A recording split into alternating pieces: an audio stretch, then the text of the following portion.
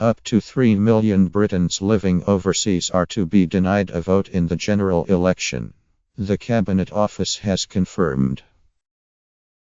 In a letter sent to the New Europeans campaign group on Friday, the Cabinet Office said that unfortunately, British citizens who had lived abroad for longer than 15 years would not be entitled to vote on 8 June. The letter has prompted a furious reaction from Britons living abroad, and in Europe in particular, with campaign groups accusing the Conservatives of breaking yet another promise.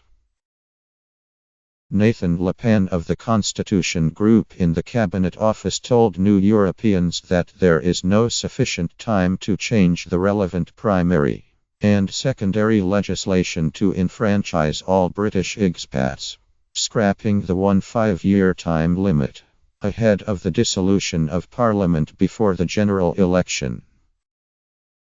The decision has been branded unjust and unfair, particularly to those living in Europe who will face life-changing challenges post-Brexit.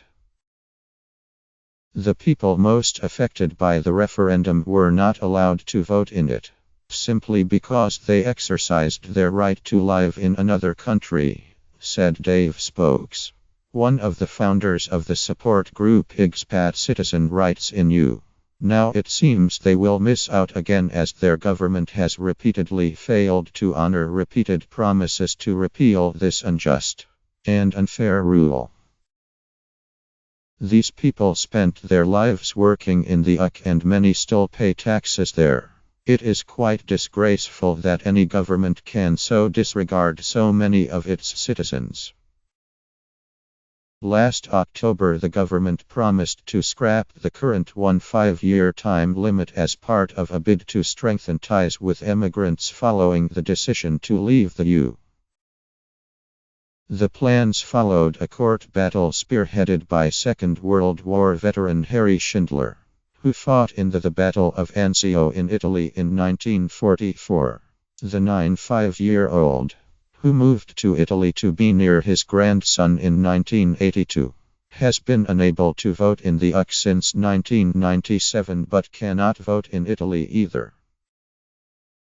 As recently as February, Constitution Minister Chris Skidmore assured Schindler and others the government was on track, telling them their stake in our country must be respected.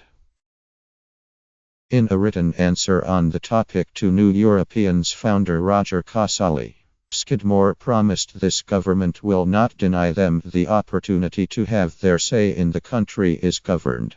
He also revealed that government estimated a further 3 million British citizens resident overseas will be enfranchised. Samia Baydani, director of New Europeans, said the decision not to expedite legislation was devastating for Britons desperate to have a say on their own futures in Europe, but it was not too late to get them on the electoral register. The time for legislation is now. When there is a will, there is a way, she said. Baydani said, "We are very disappointed. This is another broken promise. We have been campaigning for the removal of the 5-year rule which is very arbitrary 4 years. We were promised that at the next general election all UK citizens could vote. But it now looks like a double whammy. They couldn't vote in the referendum and now can't vote in the next general election." The New Europeans group is demanding that the government rethinks its position.